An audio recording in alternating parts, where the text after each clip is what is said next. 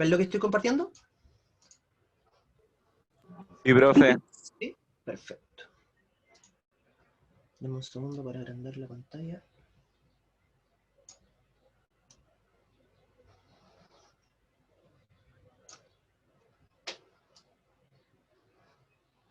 Ya, ahí estamos. Entonces, de esto alcanzamos a ver algo la semana pasada, ¿no? De la historia de la biología. Les hablé de los egipcios y eso. No que recuerde. No, no alcancé a pasar esta parte entonces. Hoy entonces es los fundadores de la teoría celular, como les decía, ¿ya? Teoría y diversidad celular, de dónde sacamos las ideas que me permitan a mí sustentar entonces a la biología como una ciencia, ¿ya? Recuerden que en ciencia, todo lo que se sabe en ciencia está construido bajo un sistema que me permite tener ciertos grados de certeza acerca de lo que yo estoy diciendo o de lo que yo estoy exponiendo, ¿ok? Debido a que las ideas en ciencia, en biología como cualquiera de las otras ciencias, están pasadas por un filtro histórico a través del cual muchos seres humanos han estado investigando sobre ciertos temas y han ido aportando con sus propios descubrimientos hasta generar entonces ciertos consensos, ¿ya? Que por supuesto no son la verdad absoluta, ¿ok? En ciencia jamás se habla sobre la verdad absoluta. En ciencia nosotros lo que hacemos es promulgar la mejor respuesta que tenemos hasta ahora para explicar ciertos fenómenos de la naturaleza. Profe, Si mañana esa respuesta se cambia, no hay ningún problema, siempre y cuando ese cambio esté sustentado en buenos argumentos. Benjamín, dígame. es como lo que pasó con un doctor llamado Semmelweis, bueno, de hace ¿Ya? mucho tiempo, que, bueno, él propuso que si se lavaban las manos a la hora de hacer una, porque él trabajaba como en un hospital de Austria, Ah, una maternidad, ¿o y no? sí, Sí, sí, por la fiebre puerperal, correcto. y propuso que si se lavaba las manos iba a dejar de morir gente Claro, por las autopsias. claro. Y al principio nadie le creía, ¿o no? Y sí, pues y lo despidieron. Exacto. ¿Pero qué hicieron ahí? Un experimento, ¿o no? Sí, Empezamos a hacer experimentos entonces y a comparar en qué hospitales, ¿ya? Si en los hospitales donde la gente se lavaba las manos habían menos muertes, o en los hospitales donde la gente no se lavaban las manos habían más muertes, y efectivamente los resultados terminaron dándole la razón, ¿verdad? Excelente, Benjamín, ahí tenemos un súper buen ejemplo de cómo una idea, cualquier idea que nosotros propongamos, por supuesto que al principio va a generar cierta resistencia, sobre todo porque las ideas en ciencia suelen ser contraintuitivas, es decir, por lo general las ideas de ciencia, lo más lógico que nosotros tenemos en nuestra cabeza. Por eso al principio siempre es como un poco difícil entender cómo ocurren ciertas cosas, ¿ya? En el ámbito científico. Pero una vez que te presentan la evidencia, y esa evidencia siempre está basada en experimentos, experimentos que son refutables, experimentos que son reproducibles, por lo tanto yo no tengo por qué creer sí o sí en alguien. Yo puedo tomar el protocolo de experimentación que hizo ese alguien y yo lo puedo repetir y corroborar con mis propios ojos, ¿ya? Si es que el resultado que me expusieron era cierto o no, ¿ya? Por supuesto, uno tampoco puede ir por la vida dudando de todo porque sí, ¿ya? La ciencia lo bueno que tiene es que nos da, como les decía hace un rato, cierto grado de confianza. Yo, por ejemplo, confío en los datos que son avalados por la mayoría de la comunidad científica, porque todavía hay algunas cosas que están como en controversia en el mundo científico. Un caso así X, si los virus están vivos o no, ¿cachai? Todavía hay una controversia para poder definir si es que un virus es o no es un ser vivo. Hay científicos que dicen que sí y tienen súper buenos argumentos. Hay otros científicos que dicen que no y también tienen súper buenos argumentos. Pero estos que dicen que no son más. Entonces yo por lo menos tiendo a irme por el lado de aquellos que tienen el mayor peso argumentativo. A lo mejor mañana un científico pone otra idea en la palestra, inventa otro experimento y logra demostrar que los virus sí están vivos. Y no tiene nada de malo, está perfecto. Y si él me da un mejor argumento, yo cambio de opinión. Esto es súper bueno en ciencia, recuérdenlo. La ciencia no tiene ego, ¿ya? La ciencia no defiende ideas porque sí, ¿ya? La gente en ciencia no debería, porque por supuesto que también hay malos científicos en todos lados, pero la gente en general en ciencia debería defender el peso de los argumentos y no el peso de sus opiniones, ¿ya? Que son cosas diferentes. Ahora entonces yo les voy a, por supuesto de manera muy resumida, les voy a mostrar entonces una especie de hilo histórico a través del cual vamos a poder ir viendo cómo el aporte de muchos científicos a lo largo de la historia de la humanidad terminaron entonces como implantando a la biología como un miembro de las ciencias, ¿ya? De las ciencias exactas. porque hubo un tiempo en el que la biología fue súper mal vista, era como la ciencia hippie, como que en realidad los científicos serios no hacían biología, ¿cachai? Entonces ahora les voy a explicar cómo esto logró revertirse, ¿ya? Entonces, objetivos: conocer y valorar los orígenes históricos de la teoría celular. La teoría celular es un compendio de 4 ideas o 4 postulados que explican las bases del entendimiento de lo que nosotros hoy en día conocemos como biología. Entonces, la idea es que ustedes hoy de esta clase salgan con estas 4 ideas claritas. Y no que se las sepan de memoria porque las dijo el profe de biología. No, quiero que entiendan la razón por la cual estas ideas son aceptadas, ¿ya?, por la comunidad científica. ¿Ok?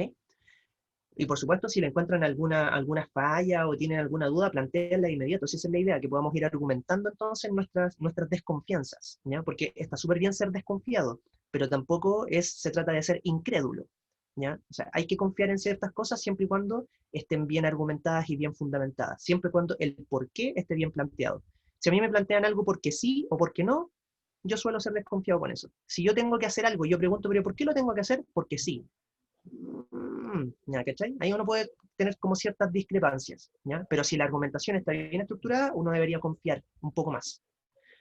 Entonces les decía, son 4 los postulados que vamos a plantear ahora, y luego identificar a la célula como la unidad básica de los seres vivos. Hoy día vamos a ver por qué estamos tan seguros de que todo lo que está vivo está formado por células, ¿ya? Ya miren, esto es un texto de introducción que lo saqué de una entrevista de EMOL. Ah, no, te lo saqué de la página ¿cómo se llama?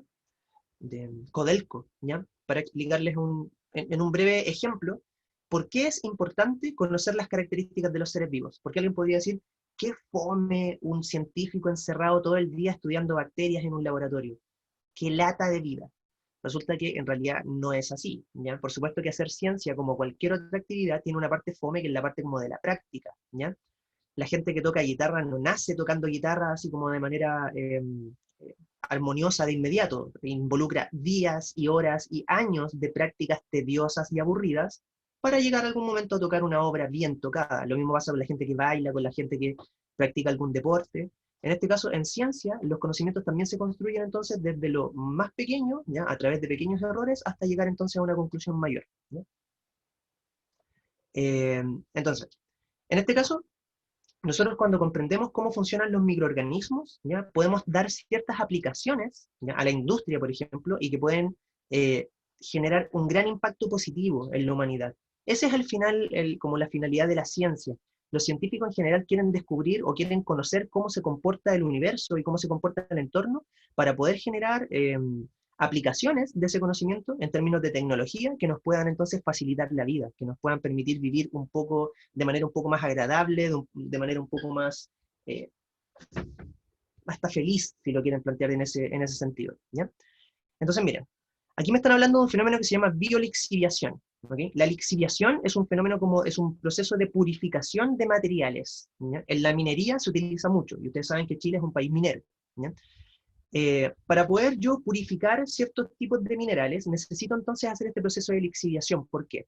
Los minerales como el cobre, por ejemplo, que nosotros extraemos acá en Chile, no están en estado puro en la naturaleza. No es que tú hagas un hoyo y te encuentres piedras de cobre. No, el cobre está diluido, por decirlo de alguna manera, en otras rocas, con otros minerales, ¿ya? Están mezclados de cierta manera. Entonces lo que hay que hacer es extraer tierra, extraer rocas de algún lugar que tenga alto contenido de cobre, y esas rocas hay que molerlas, después hay que pasarlas por diferentes tratamientos líquidos, algunas de ellas con ácidos muy corrosivos y muy tóxicos y muy contaminantes, ¿ya?, para poder entonces generar este proceso como de purificación, separar el cobre del resto de los elementos con los cuales estaba mezclado y que a mí no me sirven. Eso es hacer lixiviación, ¿ya? Ahora, la lixiviación industrial por lo general utiliza grandes cantidades de ácidos fuertes, como el ácido sulfúrico, por ejemplo, ¿ya?, que es muy tóxico. Después tenéis que deshacerte de ese ácido una vez que ya lo ocupaste, y por lo general las mineras los van a mandar hacia los ríos y hacia los océanos, generando una contaminación horrible, ¿ya? Recuerden que la minería es una de las industrias más contaminantes del mundo, ¿ok? Entonces, en vista y considerando que Chile es un país minero y que producía unas cantidades de contaminación gigantescas, todavía las producimos de hecho, muchos científicos comenzaron a estudiar si es que algún organismo nos podía ayudar, algún microorganismo, una bacteria, nos podía ayudar entonces a poder desarrollar estos mismos procesos, pero de manera más amigable con el medio ambiente, de manera más verde, menos contaminante. Y llegaron a esto, a la biolixiviación. Dice, bacterias que comen rocas. La gran diversidad metabólica de las bacterias permite su uso en aplicaciones biotecnológicas, ¿ya? La biotecnología es una rama de la ciencia que utiliza las propiedades de algunos seres vivos para el beneficio de los seres humanos, en cualquier índole, como producción de alimentos, antibióticos, tratamiento de aguas residuales o lixiviación de metales, ¿ya? Aquí nosotros entonces empezamos a trabajar con unas bacterias que se llaman Acidobacillus ferroxidans, ¿ya?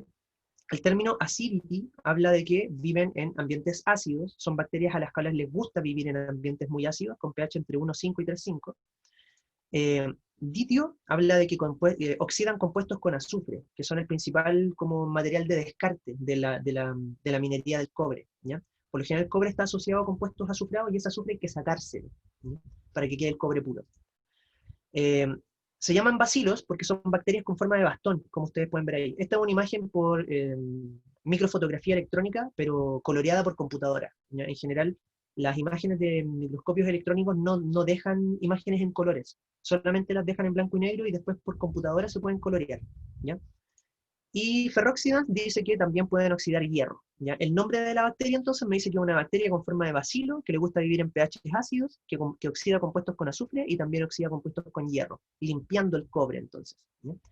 La biolixiviación entonces es una tecnología que emplea bacterias específicas para extraer un metal de valor, como el oro, el cobre, el zinc, el níquel o el cobalto, entre otros, ¿ya? Aquí tenemos una fotografía ya, así se ven las fotografías de las bacterias en el microscopio electrónico, sin colores.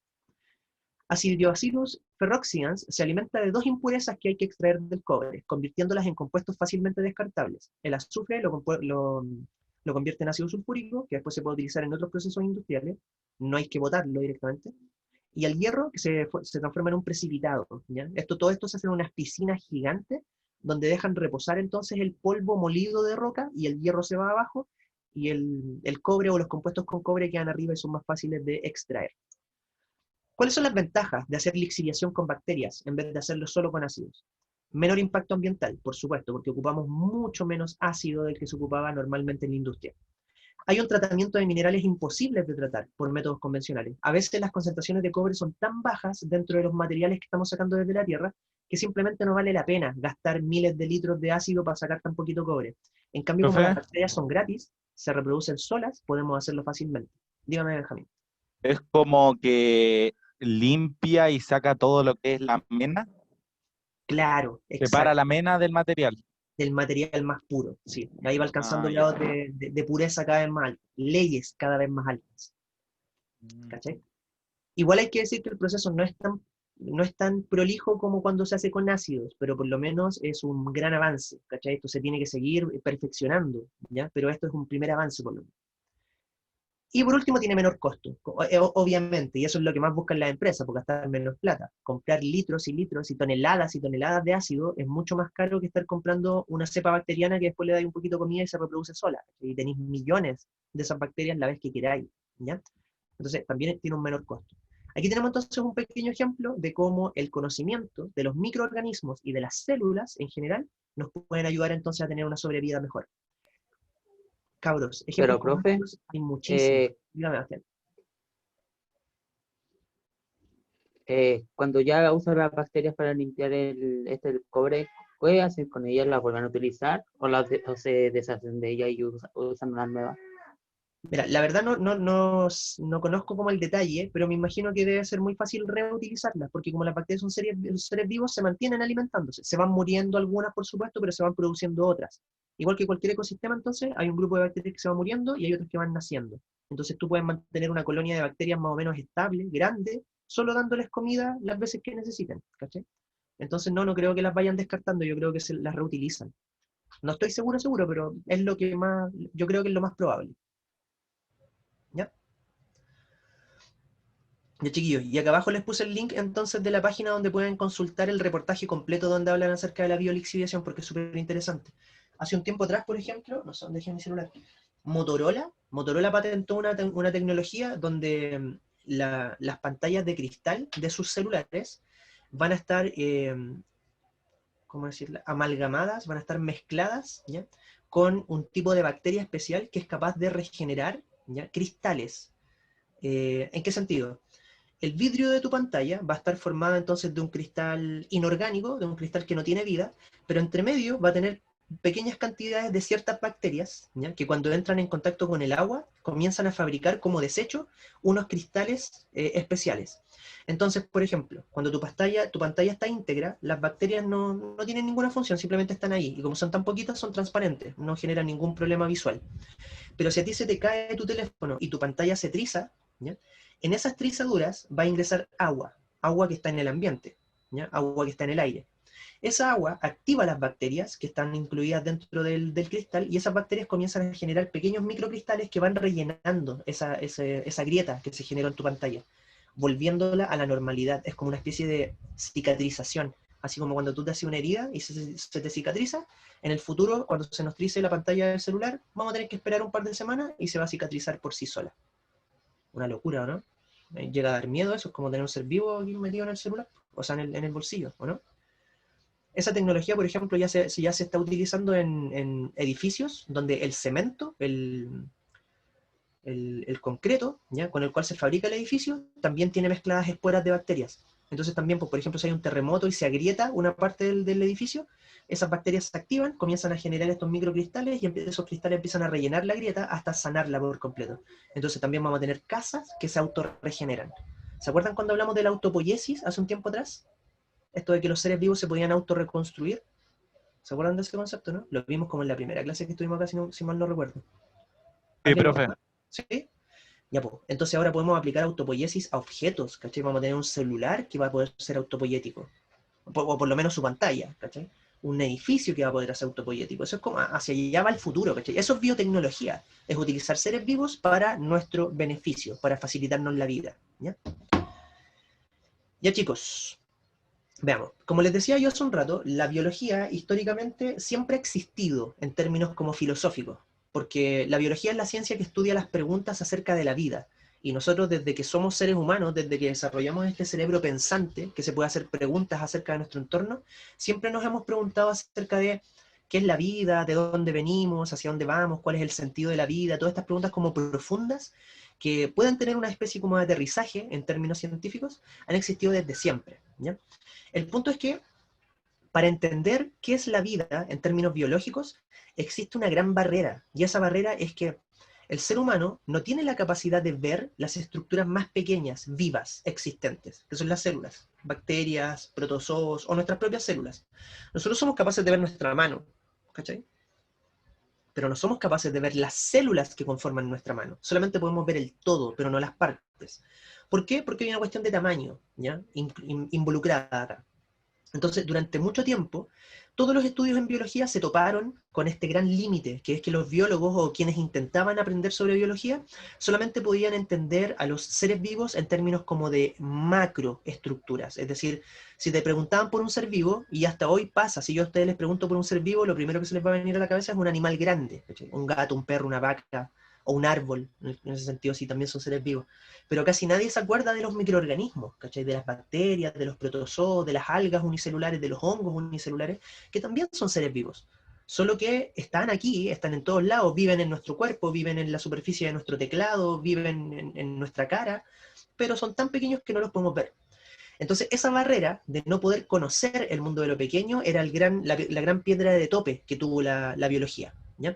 Por lo tanto, en los primeros tiempos de la biología, nosotros solamente sabíamos cómo funcionaban los seres vivos en general, en sus aspectos como macroscópicos, pero en lo microscópico no lo podíamos entender. Simplemente no sabíamos de su existencia. Entonces no podíamos terminar de entender cómo funcionaba la biología, ¿ya? Miren, los primeros registros históricos de utilización de seres vivos para nuestro beneficio, ¿ya? Microorganismos, datan del antiguo Egipto. ¿Ya? En el antiguo Egipto, 3200 años antes de Cristo, nosotros los seres humanos comenzamos a utilizar ya ciertos microorganismos, ciertas bacterias y ciertos hongos para fabricar algunos productos. Principalmente los productos fermentados más conocidos por nosotros, pues. El pan, por ejemplo, que se empezó a fabricar en esa época, el vino, la cerveza, entre otros brebajes que se fabrican con fermentación de jugos de materia vegetal. Esos son como los primeros atisbos de biotecnología que teníamos nosotros, porque fabricar cerveza es biotecnología, ¿ya? Fabricar pan también es biotecnología. Estamos utilizando la levadura, y la levadura es un hongo, ¿ya? Nunca tienen que olvidar eso, la levadura es un hongo.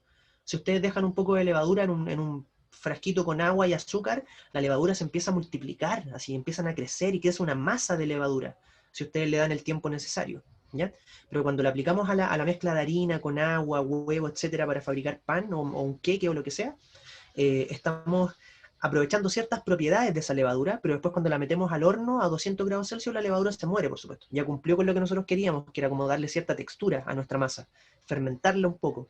Pero una vez que ya está dentro del horno, todos los microorganismos se mueren y quedan ahí, queda nuestro pan o nuestro queque completamente limpio, ¿ya? Ahora, bastantes años después, recién en el año 400 antes de Cristo, apareció este caballero que se llama Hipócrates. ¿Lo conocen? ¿Les suena el nombre de Hipócrates? ¿A alguien le suena Hipócrates? ¿No? ¿Para nada? Googleenlo. Les doy un minuto para que lo googleen. Voy a ir a buscar un poco de agua mientras tanto y vuelvo al tiro. Googleen quién es Hipócrates para ver si es que lo logran relacionar con algo relacionado con la biología. Vuelvo al tiro.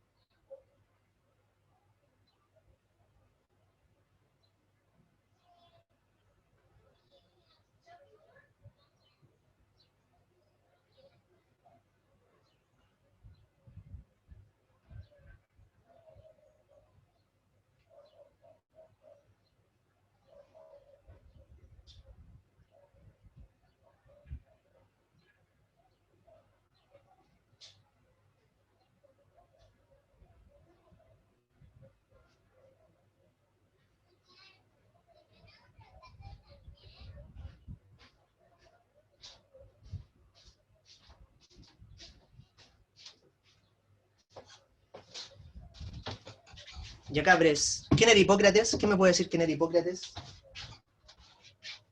Era un contribuyente de la medicina. Lo llamaron como el padre de esta, por contribuir a muchas cosas y también por tener una escuela, creo también. No leí mucho. Exacto, exacto. Un caballero muy connotado. Un caballero muy connotado, ¿verdad? Muy griego y muy connotado. Efectivamente, como dijeron por ahí, Hipócrates es el llamado padre de la medicina. De hecho, todos los médicos en todo el mundo, cuando egresan de las escuelas de medicina, tienen que jurar, ¿ya? Un juramento que se llama juramento hipocrático, que es como una serie de, como de normas acerca de la ética del ser médico, de cómo el médico tiene que ser un profesional al servicio de la gente, que tiene que ejercer su profesión para ayudar y no para enriquecerse. No sé qué tanto se cumple eso, pero bueno, ya todos deberían hacer ese juramento antes de titularse como médicos, ¿ya? Ahora, ¿por qué puse aquí a Hipócrates dentro de la presentación? Porque resulta que es súper importante la visión que aportó Hipócrates acerca de la medicina. Hasta esta época, ¿ya? En casi todas las culturas, por lo menos de lo que sabemos ahora, lo que está registrado en escrituras históricas, cuando una persona en Grecia se enfermaba de algo, la explicación que había acerca de esa enfermedad, por lo general tenía que ver con designios, ¿ya? De los dioses a los cuales en los cuales creían, ¿ya? Las personas en Grecia en esa época. Entonces, si alguien se enfermaba, era porque algo malo había hecho y te estaba llegando una especie de castigo divino. o habían fuerzas, ¿ya?, de la naturaleza, que eran como algunas malignas, otras eran positivas, y cuando se rompían los equilibrios entre estas fuerzas dentro de tu cuerpo, eso causaba también las enfermedades. Piensen ustedes en cómo se veía una persona epiléptica en Grecia, porque la epilepsia ha existido desde siempre. Entonces, en plena Grecia, con todavía no muchos pensamientos acerca de la medicina desarrollados, cuando una persona caía en medio de su casa a convulsionar, generando espuma por la boca o poniendo los ojos blancos como una persona que tiene ataques de epilepsia, ¿qué piensan ustedes que pensaría un griego? ¿Cuál sería la idea básica que creen ustedes que se le metería a la cabeza a alguien de Está esa época? poseído. Una Un posesión castigo. demoníaca, ¿sí o no? Un castigo. Algo habrá hecho para que un dios le esté haciendo eso, ¿cachai o no? Bueno, Hipócrates fue el primero que dijo, no, po, las enfermedades no son designios divinos, las enfermedades tienen que ver con algo acerca del funcionamiento de nuestro cuerpo. No tenían muy claro qué, porque insisto, todavía aquí estamos hablando de Grecia, 400 años antes de Cristo, ¿cachai? No habían microscopios, no habían rayos X, no había la tecnología que tenemos actualmente, pero ya aparecían las primeras nociones acerca de que las enfermedades se podían causar por un mal funcionamiento de algunas estructuras en nuestro cuerpo, o incluso por la entrada de algunos microorganismos, ya que en esa época no sabían que se llamaban microorganismos, pero sabían que había algo en el ambiente que de repente se metía dentro del cuerpo de una persona y la enfermaba, y que a veces era contagiosa, porque resulta que se enfermaba una persona en la familia y después se contagiaba la esposa, y después se contagiaba el hijo, y después el tío que los fue a visitar también se contagiaba, como lo que está pasando ahora con el coronavirus, ¿cachai?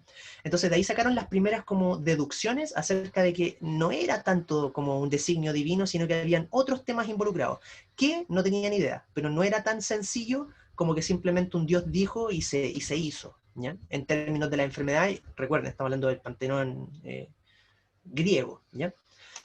Ahora, ahí le puse el padre de la medicina. Otro que aportó al razonamiento científico biólogo fue Platón, ¿ya? Él es más conocido, ¿verdad? 387 a.C. Platón es el fundador de la academia, ¿okay? Es el fundador como de la noción, la primera idea acerca de que los seres humanos deberían congregarse a hablar acerca de el porqué de las enfermedades, el porqué de los desastres naturales, el porqué de la naturaleza, ¿ya? El problema es que la academia de Platón era una academia bastante elitista, donde solamente la gente de alto como rango, de alto estatus socioeconómico, tenía acceso a poder participar de estas conversaciones, de estas reuniones que tenían entre ellos. Hasta que apareció Aristóteles, discípulo de Platón, 336 a.C., que fundó el Liceo, que era como la democratización de la academia, es decir, abriendo un poco más el acceso a que otro tipo de personas, de repente no de tan alto nivel socioeconómico, pudieran acceder por lo menos como oyentes a las discusiones de los grandes filósofos, para que la instrucción fuese más generalista. Aquí se empezó a hacer entonces un poco aterrizar la idea de que yo no saco nada con ser un genio si toda la gente que vive alrededor mío son ignorantes. No me sirve absolutamente de nada. La única forma de yo tener beneficios por ser un genio es que todos los demás aprendan y lleguen a tener el mismo nivel que yo, porque si no, no avanzamos. ¿Okay? Esa es la noción que ustedes tienen que tener siempre en cuenta, ¿ya? Cuando ustedes aprendan algo, cuando ustedes se emocionen con algo que tenga que ver con aprendizaje, cuéntenselo a todo el mundo, ¿ya? Divúlguenlo. Es súper importante esa palabra. Hay que divulgar el conocimiento. Yo no saco nada con ser un experto en educación, ¿ya? No lo soy, por supuesto, este es un ejemplo. No saco nada con ser un experto en educación si no soy capaz de hacerle sentir eso al resto, si no soy capaz de hacer que ustedes tengan ganas de enseñarle ciertas cosas al resto. No sé si me entienden, ¿cachai? La cuestión tiene que ser como democrática. Todas las teorías que nosotros conocemos hoy en día acerca de cómo se hace educación hablan de que la educación es un fenómeno social, ¿ya? Y eso es súper importante que lo tengan en cuenta ustedes ahora que van a rendir esta prueba y después que van a entrar a estudiar una carrera o lo que sea que hagan en su vida, ¿ya? La educación no es personal, ¿ya? No es unitaria. Yo sé que hay muchas personas que disfrutan el estudiar solos, pero les aseguro con 100% de certeza, basado en investigaciones científicas, que si ustedes comparten eso que aprenden, ese es el momento en el cual están aprendiendo de verdad. Cuando tú eres capaz de explicarle a alguien más un tema, es porque lo dominas, porque de verdad lo aprendiste. Si alguien te pregunta un tema y tú no eres capaz de explicárselo con palabras simples, eso quiere decir entonces que no lo manejabas también, ¿cachai? Entonces el nivel más alto de comprensión está dado en el punto en el cual tú eres capaz de explicarle cosas al resto. En el momento en que tú te emocionas cuando aprendes algo, wow, así como, wow, comprendí esta cuestión que antes la encontraba tan difícil, hoy día la aprendí, tenés que querer enseñársela a tu hermano chico, a tu vecino, a tu compañero, ¿cachai? Porque cuando tu entorno aprende, tú te beneficias de eso, ¿ya? Entonces, esa idea proviene desde acá, desde esa época, ¿ya? Ah, bueno, el primer libro de historia, perdón, de biología, que nosotros podríamos decir que es el primer libro como que habla sobre seres vivos, ¿ya? Se llama Historia de los Animales, que también lo escribió Aristóteles, que es un libro que como que sienta las primeras ideas acerca de qué es la evolución, ¿ya? Ideas igual bastante erradas, porque todavía en esa época estaban muy influenciadas por el teísmo, ¿ya? La alusión a como los modelos de perfección que estaban en los dioses y cómo estos influían en el razonamiento de los seres humanos en esa época. Pero por lo menos era la primera intención, ya de empezar a hablar acerca de qué era la evolución, de por qué los animales iban cambiando a lo largo del tiempo, etc. Bueno, Leonardo da Vinci, todos lo conocen, ¿o no? ¿Todos saben quién es Leonardo da Vinci? Sí. Por lo menos han Inventor. escuchado su nombre. ¿Ah? Inventor. Inventor, ¿verdad? Pintor, Pintor. escultor, ¿sí?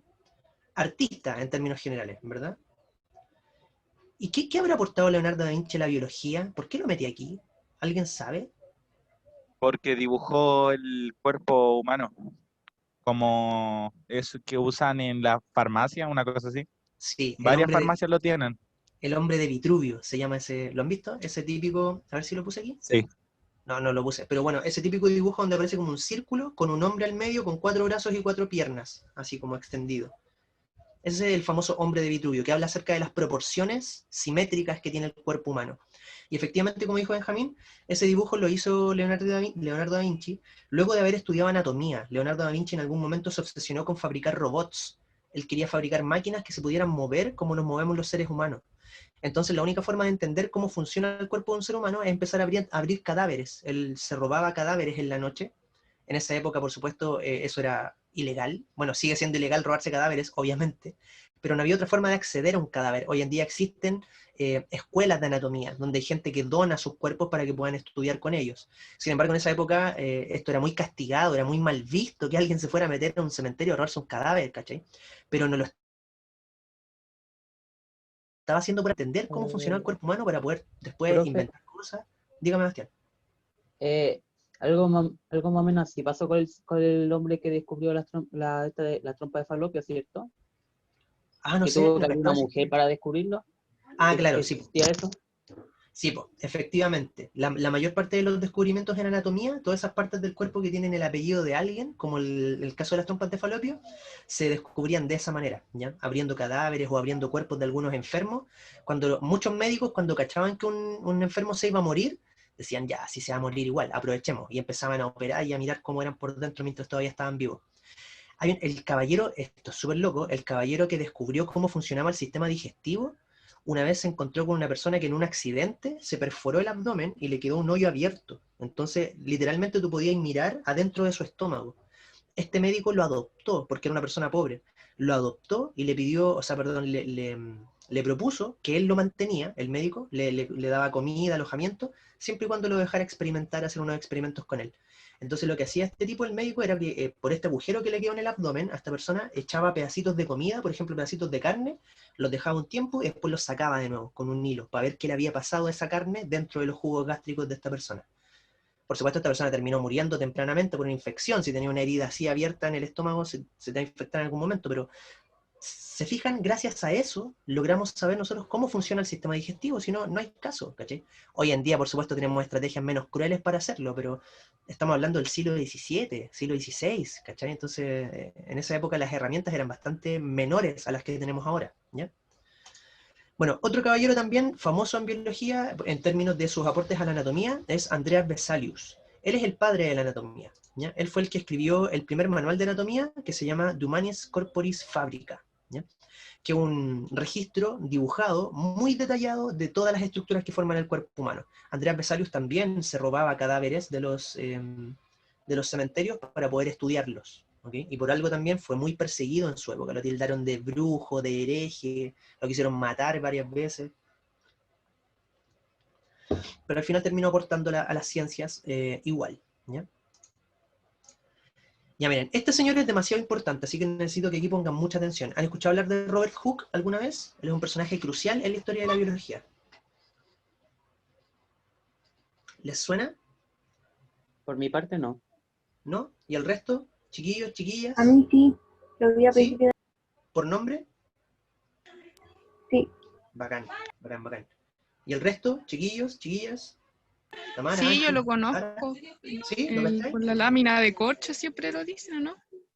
Exacto, sí, con eso lo relacionan. El famoso experimento de la lámina de corcho. Ya miren, un poquitito de historia de Robert Hooke. Robert Hooke era un físico, ¿ok? Él trabajaba en física en su época. ¿Ya? Esto no lo vimos la semana pasada, como que de repente se me traspapela un poco. Chiquillo, esto no lo vimos la semana No, pasada. profe, no lo vimos.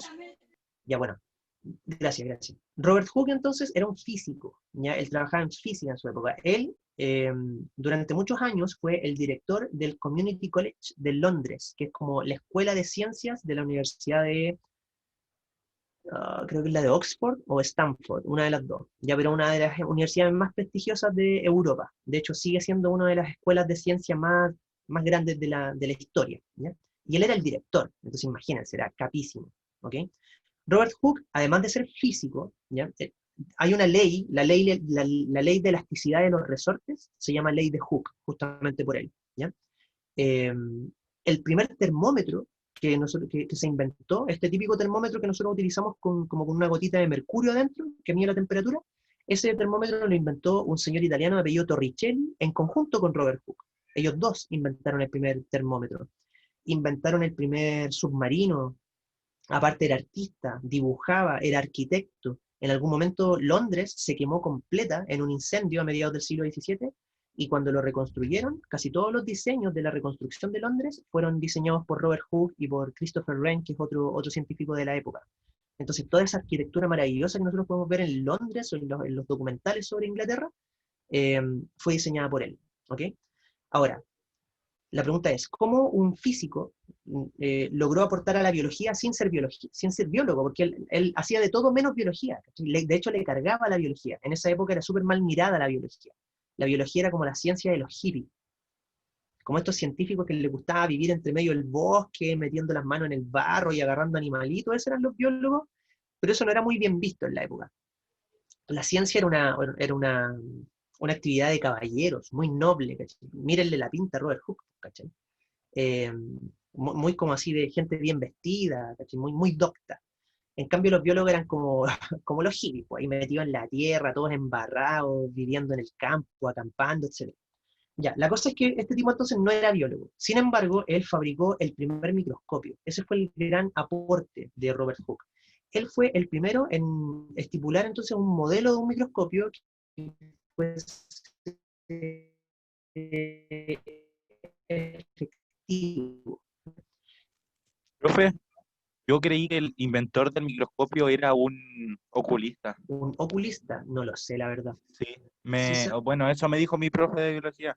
sí, lo que pasa es que se sabe hoy en día que hay algunos modelos de microscopio previos a Robert Hooke, pero el primero que lo postuló como ¿cómo se llama? Como un instrumento para observar cosas pequeñas fue él. ¿Cachai? Entonces, esa idea de construir esta estructura es de Robert Hooke. Habían algunos Ah, modelos ya. previos y después lo pueden haber perfeccionado también como con el objetivo de mirar cosas. Porque, ojo, Robert Hooke lo inventó como por accidente, de hecho. Él no inventó una estructura con la cual quería ver cositas chicas.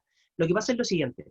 En esta misma época, donde Robert Hooke estaba como director del Community College, también vivía en Londres, en esa misma época, otro científico famoso que es Isaac Newton. Todos conocen a Isaac Newton, ¿o no?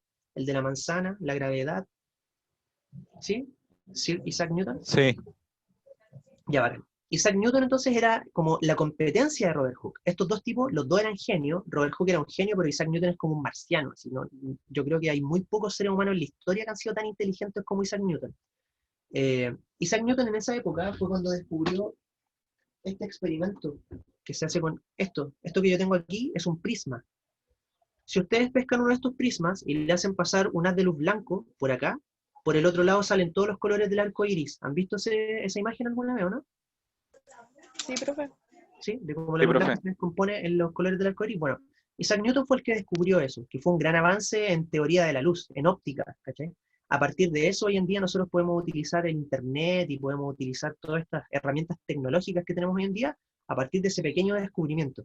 Entonces resulta que Robert Hooke se puso tan celoso de Isaac Newton, de que haya descubierto este tremendo descubrimiento que era la naturaleza de la descomposición de la luz, que comenzó a trabajar en óptica, ¿cachai? Robert Hooke, como de envidioso, se puso a trabajar con óptica y empezó a trabajar con cristales, con lupas y ese tipo de cosas, y jugando con las lupas se dio cuenta que superponiéndolas unas sobre otras a ciertas distancias focales, él lograba entonces aumentar su campo visual, ¿ok? Así nace el primer microscopio, como por accidente, ¿ya? Y de hecho, una vez que lo inventó, Robert Hooke no lo pescó mucho, su microscopio lo utilizaba como para divertirse. En su tiempo libre, Robert Hooke hacía arte, entonces recolectaba bichitos, pequeños insectos, los miraba bajo su microscopio y los dibujaba. Robert Hooke fue el autor de varios manuales que describen detalladamente la estructura anatómica de los insectos más pequeños que habitaban en el lugar donde él vivía en esa época, en Londres, ¿ok?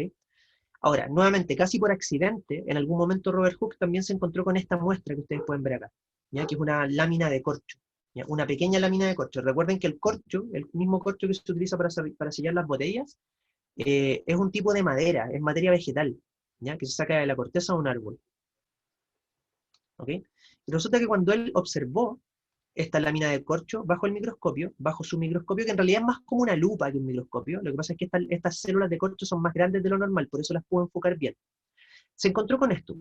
Al observar la lámina de corcho, se dio cuenta que el corcho estaba formado por una serie de estructuras que tenían como forma de celdillas, igual que las celdillas que forman los panales de abeja, como ustedes pueden ver acá. ¿Ya? Entonces dijo, mira, qué raro esto, está formado por estas estructuras en forma de celdillas o de celdas, y dijo, les voy a poner ese nombre, celda. En esta época, cabros, todo lo que se sabía en ciencia, todo lo que se descubría, se escribía en latín. Así como hoy en día todos los científicos cuando descubren algo tienen que publicar sus descubrimientos en inglés, porque es el idioma oficial de la Academia Científica,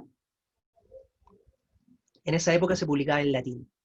Entonces él dijo, ya, a estas cuestiones yo les voy a poner el nombre celda. Y en latín, celda se dice célula.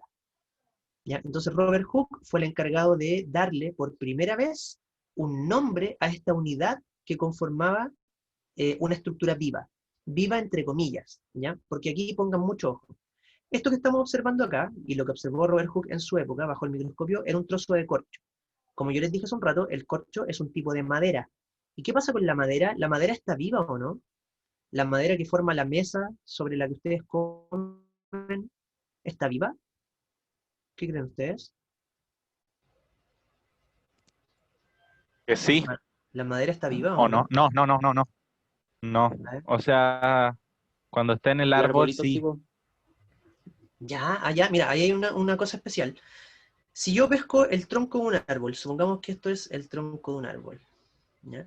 Aquí, abajo están las raíces, etc. ¿Ya?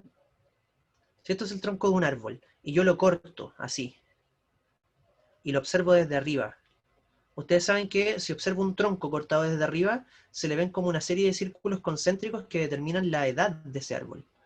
Estos se llaman anillos de crecimiento. Si ustedes cortan un tronco, se van a encontrar con que está formado por puros anillos que se van distribuyendo uno al lado del otro. Eso se llaman anillos de crecimiento. Si yo los cuento, puedo saber cuántos años tiene ese árbol. ¿Ya? Y eso es la madera. Lo que nosotros conocemos como madera es esto, la parte central del tronco de un árbol. Y esa madera, en la parte central del tronco de un árbol, ¿está viva o está muerta? ¿Qué dice el público?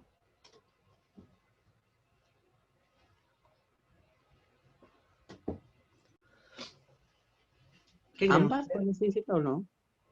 ¿Ambas? Por- Mm. Es que la parte de abajo, la que está en contacto con la tierra, se puede mantener viva, pues no.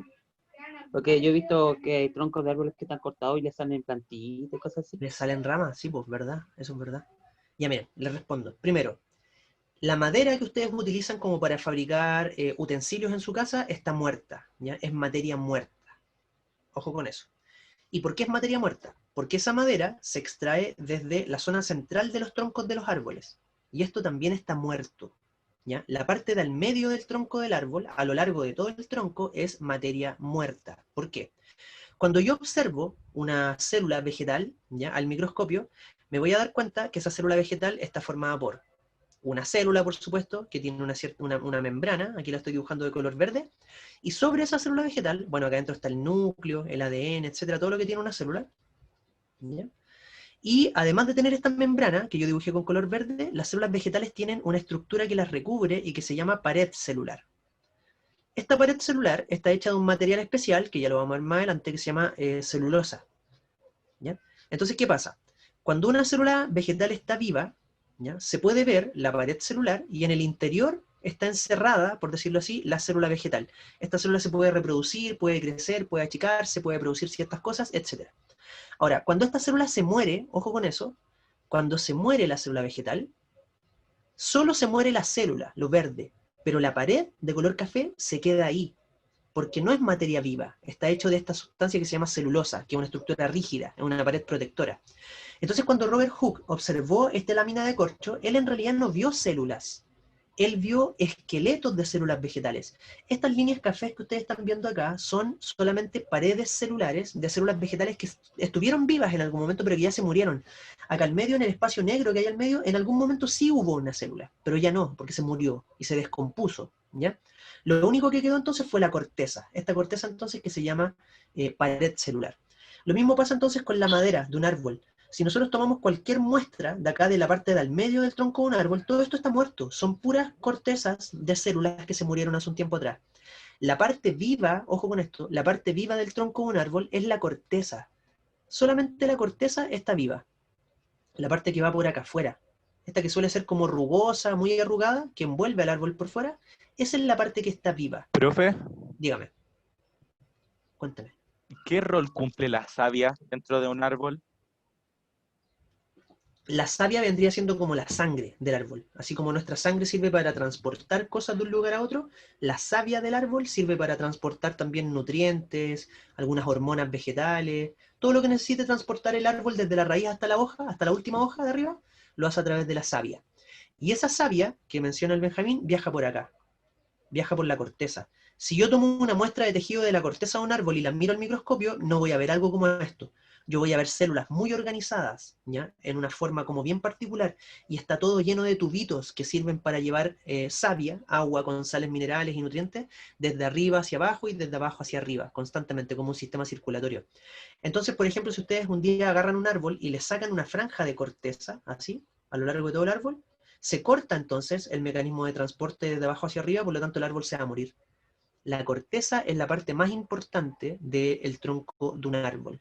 La parte del medio, por supuesto, que también es importante porque es la que sostiene al árbol al fin y al cabo. Es como un pilar, ¿cachai? Que le da estabilidad. Pero la parte que está viva es la parte de la corteza, es la que está por fuera del tronco. ¿Cachai? Entonces lo que observó Robert Hooke no fueron células vivas, eso es importante. Él observó células muertas y a eso le puso un nombre, ¿ya? Le puso célula. Ahora, un detalle así como un detalle como farandulero de la historia de la ciencia, esa imagen que ustedes están viendo ahí de Robert Hooke es un retrato hablado, ¿ya? Que diseñó un artista, creo que estadounidense, hace súper poco, hace como 10 años atrás apenas, porque hasta ese momento no existía ninguna imagen de cómo era Robert Hooke en la realidad. Entonces lo que hizo este artista fue como leer muchos libros donde la gente hablaba acerca de Robert Hooke, y según esas descripciones, ella recreó un retrato hablado que es el que ustedes están viendo ahí. ¿Por qué les cuento esto? Resulta que Robert Hooke tenía un trauma con su aspecto físico, no le gustaba su aspecto físico, ¿ya? Porque tenía algunas deformaciones en la columna, tenía también algunas deformaciones en la estructura ósea de la cara, entonces era una persona como bien solitaria, no le gustaba compartir mucho con otros seres humanos. Por lo mismo, no le gustaba que le hicieran retratos. Recuerden que en esa época no existían las cámaras fotográficas, todo se hacía con retratos pintados a mano, ¿ya? Pero cuando tú eres director del Community College en Londres, te obligan a hacerte un retrato para pegar ese retrato en el salón de honor de la universidad. En el salón de honor de la universidad del Community College están los retratos de todos los directores que ha tenido la universidad desde, imagínense, desde el siglo XVII en adelante. Han sido muchísimos. Personajes súper ilustres de las ciencias han sido directores de esa universidad. Entonces la única pintura que existía de la cara de Robert Hooke estaba ahí, pegada en el salón de honor de la universidad. Pero, ¿qué pasó? Cuando Robert Hooke terminó ya su carrera científica, cuando ya aportó con todo lo que pudo, se puso a experimentar con drogas. Ya en la última parte de su vida, él la pasó como inmerso en la psiconáutica, como en el entender cómo ciertas drogas afectaban el funcionamiento del cerebro. De hecho, el primer manuscrito científico escrito acerca de la función del cannabis en el cerebro humano fue escrito por Robert Hooke, ya en esa época. Él hacía una serie de experimentos con un compañero de él que era capitán de un navío mercante, y hacían experimentos entonces consumiendo marihuana y midiendo ciertas distancias para ver si es que le seguía funcionando bien el cerebro. Y así fue experimentando con muchas otras drogas hasta que se le pasó la mano y se terminó muriendo por sobredosis de algunas drogas que ocupaba en esa época, ¿cachai? Y en el momento en que se murió Robert Hooke, adivinen quién lo sucedió en la dirección del Community College en Londres. Adivinen quién fue su sucesor. El capitán de navío. Su archienemigo. ¿Quién era su archienemigo? Newton. Newton. Newton. Isaac Newton fue el siguiente director del Community College, después de Hooke. Y se tenían tanta mala, estaban tan enfermos los dos, mentalmente por la competencia. Yo les decía hace un rato que las ciencias tienen que ser colaborativas. Estos tipos claramente no entendían eso, ellos competían. En vez de ayudarse, si los dos se hubiesen ayudado el uno al otro, quizás cuánta tecnología más hubiesen creado. Pero no, la competencia. Yo soy más bacán que tú, como niñitos chicos, así peleando, ¿cachai? Por esa pelea estúpida, ¿ya? Cuando Newton entró a la Academia de Ciencias del Community College, lo primero que hizo fue agarrar este cuadro con el único registro de la cara de Robert Hooke y lo quemó. Lo quemó para que nunca nadie conociera la cara de Robert Hooke. Así enfermo mental estaba. Entonces, claro, ya Newton era un genio, era muy inteligente, pero como muy amigable tampoco era el tipo, ¿cachai? No era un amor de persona, ¿ya? Eso, con respecto a Robert Hooke. Ahora, miren, varios años después, o no, algunos años después, no mucho en realidad, apareció este otro caballero, que se llama Anton van Leeuwenhoek. Él, para variar, tampoco era biólogo, ¿ya? De hecho, él era vendedor de telas. Esa era su actividad, ¿okay? En eso se desempeñaba él, era holandés. Anton van Leeuwenhoek era un vendedor de telas, y para poder vender las mejores telas de mejor calidad, lo mejor es observar las telas bajo un microscopio. Así tú puedes observar entonces cuántos hilos se pueden alinear en cada unidad de medida y que estén muy hilados uno al lado del otro, que estén ordenaditos. Eso hace que las telas sean mucho más suaves y mucho más resistentes. Entonces, con esa finalidad, lo que hizo Van Leeuwenhoek fue perfeccionar un modelo de microscopio hasta alcanzar este modelo que ustedes pueden ver acá, que tiene una resolución mucho mayor a la del microscopio de Robert Hooke. Recuerden que Robert Hooke nunca vio células vivas, ¿ya? Robert Hooke lo que hizo fue ver esqueletos de células. En cambio, Van Leeuwenhoek, él sí vio células vivas. Y eso fue un paso gigantesco para la historia de las ciencias y de la biología sobre todo. ¿Por qué? En esta época nadie sabía de la existencia de los microorganismos. Todo lo que sabíamos sobre seres vivos era de seres vivos grandes, desde un insecto para arriba, desde una pulga para arriba, ¿cachai? Pero más chico que una pulga, no existían esas cosas. No existían en el sentido de que no las podíamos ver, ¿ya? Pero ¿qué pasó? Van Leeuwenhoek alguna vez, movido por su curiosidad, fue al pozo desde el cual ellos sacaban agua. En esa época recuerden que no había agua potable, se tomaba agua de pozo. Entonces lo que hizo Van Leeuwenhoek fue tomar una muestra de agua del pozo, la puso bajo su microscopio, la miró y se encontró literalmente con un zoológico de microorganismos conviviendo ahí, comiéndose unos a otros. Miren, les voy a mostrar una imagen para que lo puedan dimensionar. Yo creo que lo que vio Van Leeuwenhoek tiene que haber sido fascinante, le debe haber hecho explotar el cerebro, darse cuenta que existía un mundo de seres vivos microscópicos.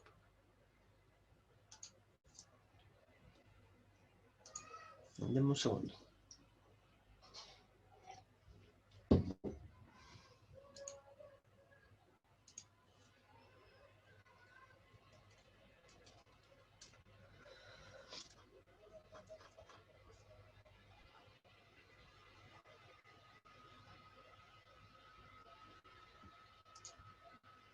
A ver si me muestran imágenes interesantes. Hola, qué linda, yo soy Sofía y esto es... Miren. ¿Están viendo lo que les estoy mostrando, no? Y profe, ¿Sí se ve? Algo así como esto es lo que debe haber visto Anton van Leeuwenhoek la primera vez que puso una gota de agua bajo su microscopio. Fíjense en esto.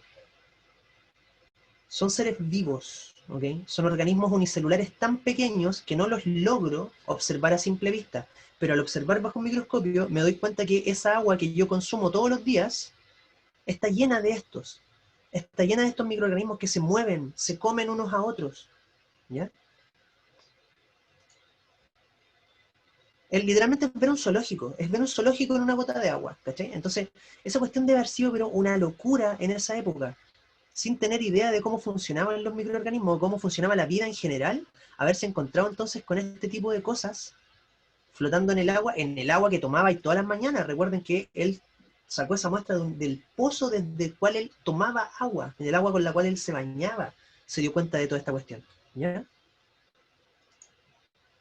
Ahora, además de haber observado por primera vez microorganismos, también Anton van Leeuwenhoek fue el primero, por ejemplo, en haber observado glóbulos rojos. Él fue el primero en darse cuenta que este líquido rojo que nos corría por las venas, la sangre, no era simplemente un líquido, sino que estaba formado por pequeñas células, que algunas de ellas se movían. Aquí ustedes pueden ver algunos glóbulos blancos, estos que están teñidos de color morado, son glóbulos blancos que cuando uno los ve en el microscopio se mueven, son capaces de desplazarse entre medio de los glóbulos rojos, persiguiendo bacterias, comiéndoselas, literalmente, ¿ya? Miren, hay un video súper bueno que yo siempre pongo de un glóbulo blanco persiguiendo a una bacteria.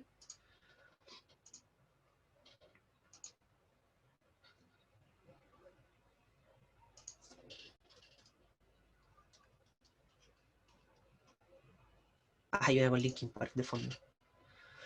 Miren. ¿Han visto ese video alguna vez? Eso que se va moviendo ahí, esta cuestión grande, es un macrófago, una célula de nuestro sistema inmunológico. Y eso que va ahí arrancando es una bacteria. Y ahí ustedes pueden ver cómo las células son capaces de perseguirse unas a otras, ¿ya? Como seres vivos que son. Imagínense haber visto esto por primera vez en su vida, en la historia de los seres humanos.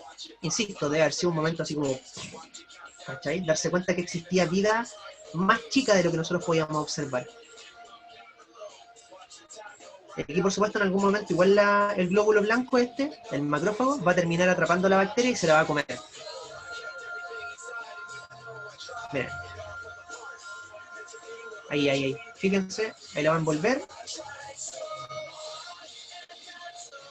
Chao, bacteria. Esa bacteria va a ser eliminada después de un rato. ¿Cacharon o no? Ese tipo de cosas entonces tiene que haber observado Anton van Leeuwenhoek, ¿ya? Y debe haber quedado loquísimo.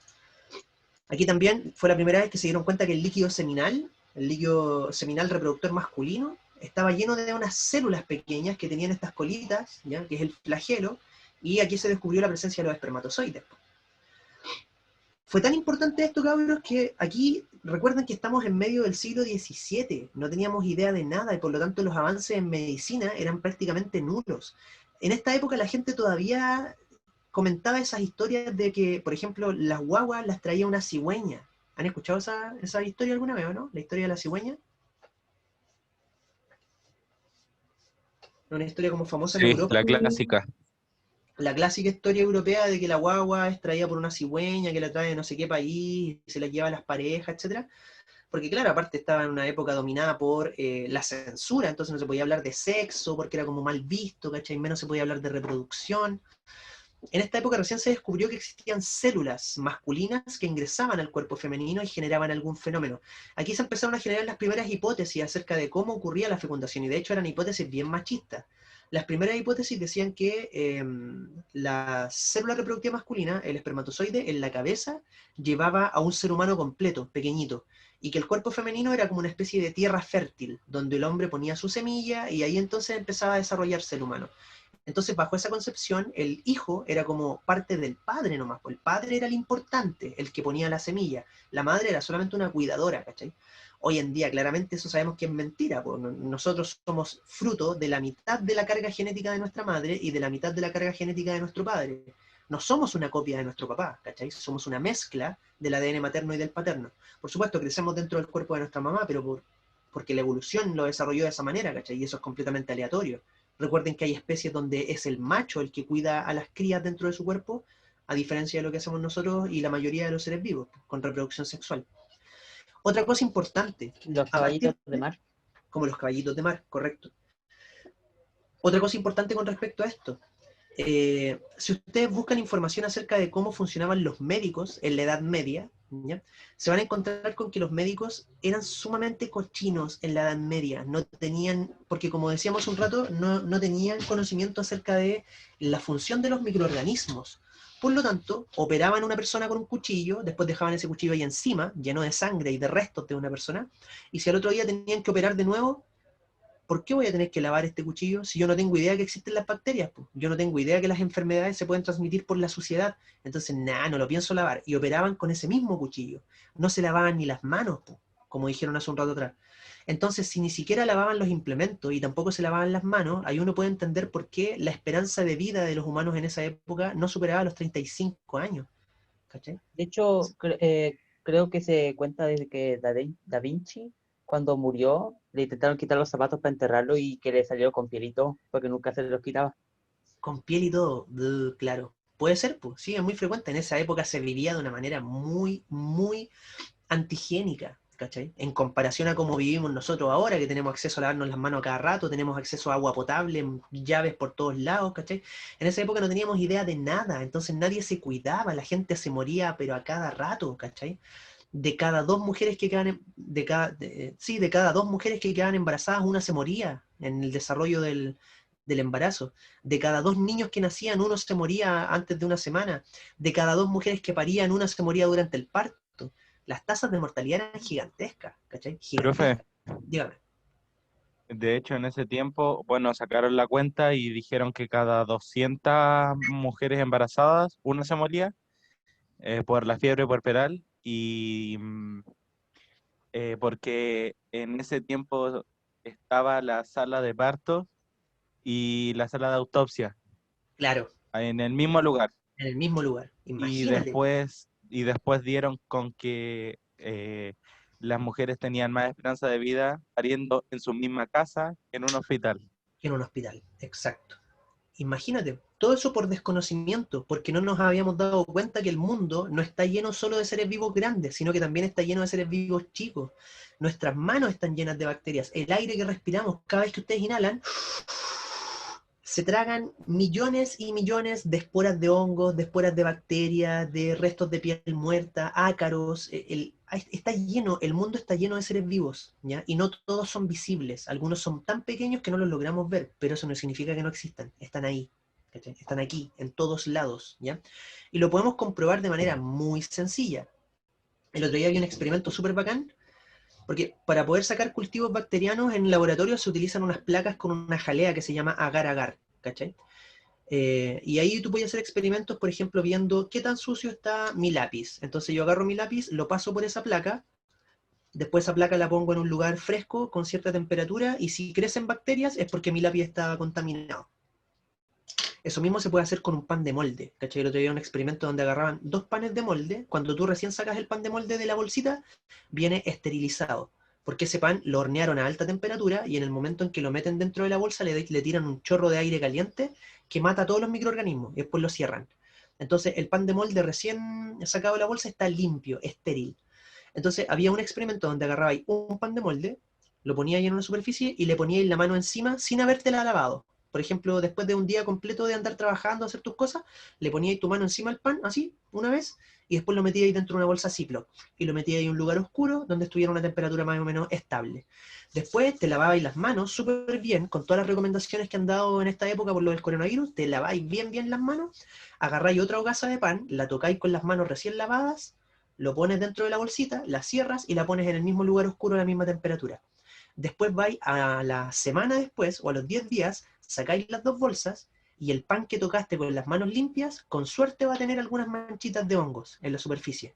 Y el otro, el que tocaste con las manos sucias, va a ser una crianza de microorganismos, una asquerosísima, así, llena de hongos verdes, bacterias rojas, hedionda, ¿cachai?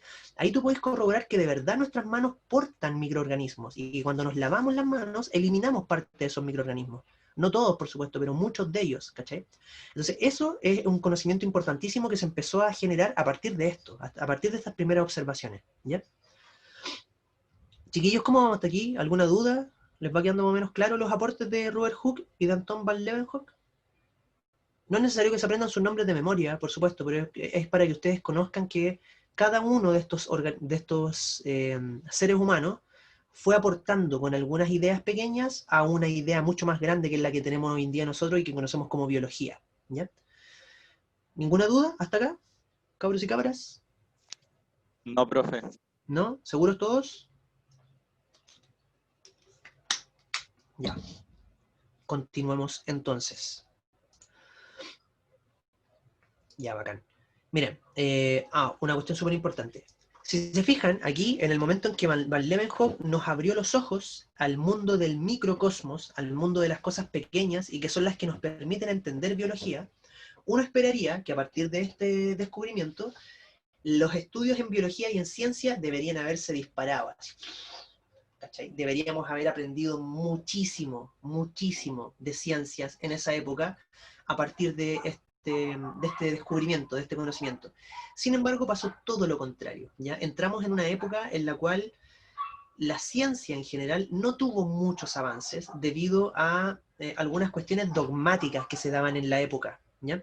Recuerden que un dogma es una creencia que se valida por sí misma y que por lo tanto no es cuestionable. Eso es un dogma. En ciencia, por ejemplo, no existen los dogmas. Todo es cuestionable, ¿cachai? En ciencia, si alguien te dice que algo es así y que está seguro y que nadie lo puede refutar, lo probable es que esté equivocado, porque la ciencia no funciona así. Como les dije al principio de la clase, la ciencia te entrega las mejores respuestas que tenemos hasta ahora acerca de un fenómeno, pero nunca se cierra la posibilidad de que estas cosas puedan cambiar, ¿ya? En esta época habían ciertos dogmas que se encontraban de frente con los fenómenos científicos, ¿ya? ¿Por qué? Si ustedes lo piensan, en biología, cualquier rama de la biología que ustedes estudien, ya sea bioquímica, biología molecular, microbiología, zoología, ecología o lo que sea, todas las ramas de la biología convergen en una sola gran pregunta que es la pregunta central de las ciencias biológicas. ¿Cuál creen ustedes que es la pregunta más importante de la biología? ¿Cuál será la pregunta que todo biólogo quiere responder alguna vez? ¿El origen? El origen. ¿No? El origen de la vida, ¿sí o no? ¿Alguien sabe cuál es el origen de la vida? ¿Creen ustedes que alguien tenga la respuesta? ¿Han escuchado a alguien que diga, sí, yo sé el origen de la vida? ¿La Bueno, persona religiosa? claro, en ese caso tenemos ahí algún tipo de razonamiento, pero más dogmático, ¿cachai? Como basado más en la fe que en la evidencia, ¿ya? Que también es súper respetable, ¿ok? Ojo con eso, yo soy súper respetuoso de los razonamientos como de todas las personas, pero ahora, el hecho de que tú aceptes algo basado en la fe no te da el derecho de querer imponérselo al resto, basado en la fe, ¿ok? Cuando yo acepto algo que está basado en la evidencia, yo sí puedo entonces debatir con el resto, ¿ya? ¿Cuáles son las evidencias a partir de las cuales yo tengo ciertos preceptos, ciertas ideas, ¿ya? Entonces, en esa época, como todos los razonamientos biológicos iban hacia el origen de la vida, en esa época ya había una respuesta para el origen de la vida, que era el creacionismo. Recuerden que en esa época la idea del creacionismo era la que como que rondaba todo el planeta, de hecho, ¿ya? Esta idea de que la vida había nacido de una intervención superior, ¿ya? De un ente superior, llámese Dios, Alá, Jehová, como quieran llamarle, ¿ok? Pero había una entidad superior que era la que había generado la vida en el planeta Tierra, ¿ya? Eso es el creacionismo. Y las ideas biológicas se contraponen un poco con esa idea, ¿cachai? No creen, no aceptan la idea del creacionismo, sino que proponen mecanismos alternativos, ¿ya? Basados en otros principios y en otras evidencias. Pero como en esa época la idea del creacionismo se defendía a fuego, literalmente a fuego, todo aquel que fuera en contra de esas ideas muchas veces fueron castigados. En esa época varias religiones, no solo la religión cristiana, sino que varias religiones tenían un sistema como de cortes que estaban repartidos a lo largo de toda Europa, que se llamaban las cortes de la Santa Inquisición, y que se encargaban de corroborar de que nadie cuestionara lo que decían las autoridades religiosas. Un caso emblemático es el caso de Giordano Bruno. ¿Han escuchado hablar de Giordano Bruno alguna vez? Yo no. ¿No? ¿No les suena?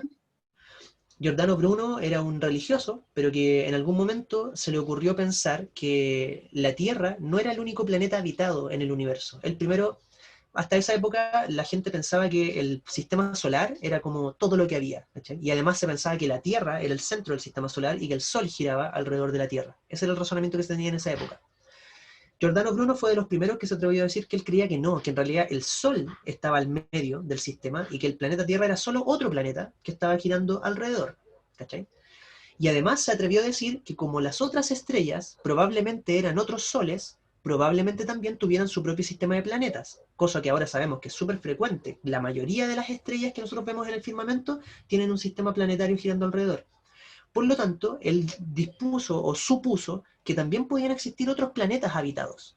Y en esa época le dijeron, pero ¿cómo se te ocurre pensar que nuestro creador nos va a tener aquí como uno más de muchos otros tipos de organismos vivos? Eso le quita como el estatus de especial. Recuerden que los humanos somos hechos a imagen y semejanza de Dios, entonces somos como la creación. Entonces, ¿cómo se te ocurre decir que podrían haber otros seres vivos en otros planetas? ¿Cachai? Eso está súper mal visto. Lo pescaron, lo encerraron, lo torturaron durante muchos años, lo trataron de hacer que desistiera de sus postulados, pero nunca lo hizo. Y al final lo terminaron quemando vivo, por hereje, por brujo, ¿ya? En la plaza de San Pedro, en la misma plaza de San Pedro, ahí donde hoy en día en el Vaticano se reza por la paz mundial, ahí se quemaba gente en alguna época, ¿ok? Y ojo, que esto es solamente un dato histórico, ¿ya? No tiene, no tiene nada que ver con juicios de valor acerca de lo que piensa o no piensa una persona religiosa, solamente un dato duro acerca de lo que ocurría en esa época cuando tú pensabas diferente. Hoy en día es muy distinto, por supuesto, ya estamos mucho más abiertos al diálogo acerca de cuáles son los reales orígenes de la vida, pero en esa época no se podía discutir. Entonces, si yo veía que al último científico que conocí lo estaban quemando vivo, se me quitan al tiro las ganas de ser científico, ¿cachai? Si yo en esa época tenía ganas de estudiar algo acerca de ciencias y veo que todo aquel que haga ciencia es perseguido, maltratado, torturado, incluso asesinado, obvio que no me van a dar ganas de hacer ciencia. Y eso generó un estancamiento importante, ¿ya? En el desarrollo de las ciencias de esa época. Muy, muy baja producción de conocimiento científico debido entonces a este choque ideológico que había entre lo más cientificista y el razonamiento más como religioso imperante, ¿ya? Profe, Dígame. de hecho creo que hay una película que vi en tercero medio, que era, me acuerdo, era una mujer ¿Ya? que daba clases, y me acuerdo que creo que era los cristianos, no sé qué eran, que quemaron una biblioteca que era muy conocida, que tenía mucho conocimiento, tenía como pergamino, no sé si la Sí, conocen. correcto. Sí, a Esa, ella la mataron porque estaba investigando el espacio y que cómo funcionaba el el universo, sistema, pues. claro, Sí, que tenía un patrón y que seguían unas líneas. Ella descubrió eso. exacto. La, Esa es la creo historia que de la Hipatia. apedrearon, creo. A Ese Hipatia, Hipatia de descubrimiento. Alejandría, ¿o no? ¿Puede ser ella? Hipatia de Alejandría, cuando quemaron la biblioteca de Alejandría. Sí, ella.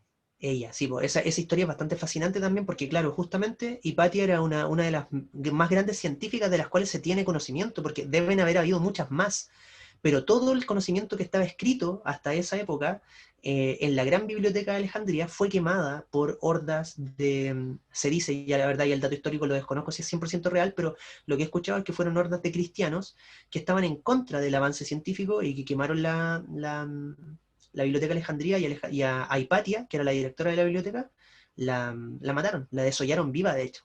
¿Sabes lo que es desollar? Cuando te sacan la piel, le sacaron Quitar la la piel piel. viva. Sí, le quitaron la piel en castigo, ¿ya? Como una especie de linchamiento. Entonces, claro, ahí tenemos otro ejemplo, y así hay muchísimos. Piensen que a Da Vinci y a Vesalius los trataban de brujos, cuando nosotros siempre nos han contado la historia del brujo, el brujo que va de negro en la noche y se roba cadáveres para hacer invocaciones. Probablemente el brujo era un loco que quería saber cómo funcionaba el cuerpo humano y por eso fue y lo sacó y lo empezó a abrir y lo desmembró, porque no hay otra forma de entender cómo funciona el cuerpo humano, ¿cachai o no? Si pudiera yo, por supuesto, que me abriría a mí mismo y vería cómo funcionan mis músculos, pero no puedo porque me muero. Profe, Dígame. hay una historia también acerca de un doctor Ujú. que salvó a un soldado ¿Ya? que tenía muchas heridas y ese soldado quedó como con un brazo menos y sin piernas. ¿Ya?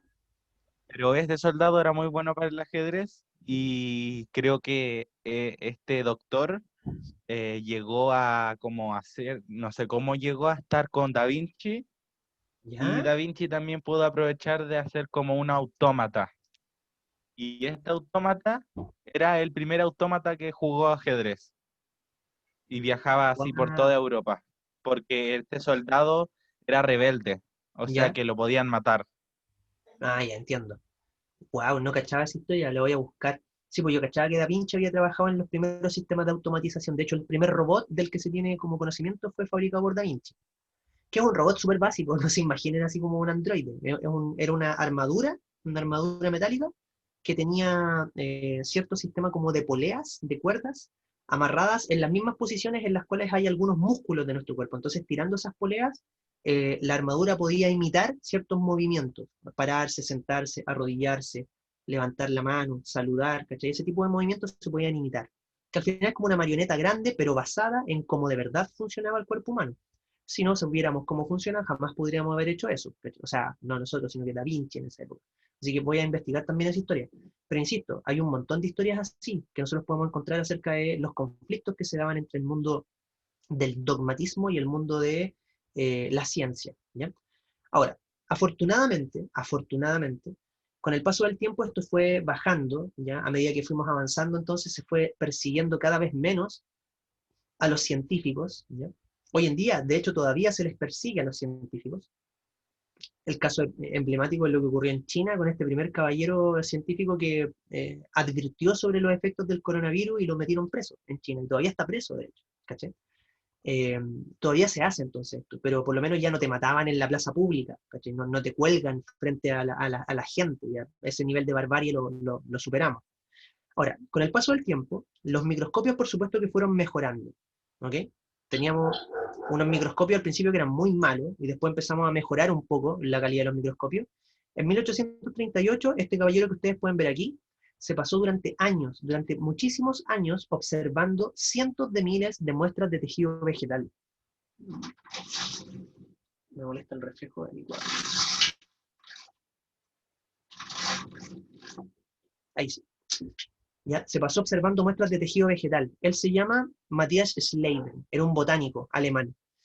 Se pasó entonces, en esta época ya teníamos microscopios más bacanes, como les decía hace un rato, ¿ya? Ya no eran tan rudimentarios como los que teníamos antes. Él se pasó muchos años de su vida observando cientos de miles de muestras de tejidos vegetales y llegó a la conclusión de que todos los vegetales estaban formados por células. Esa es una primera idea.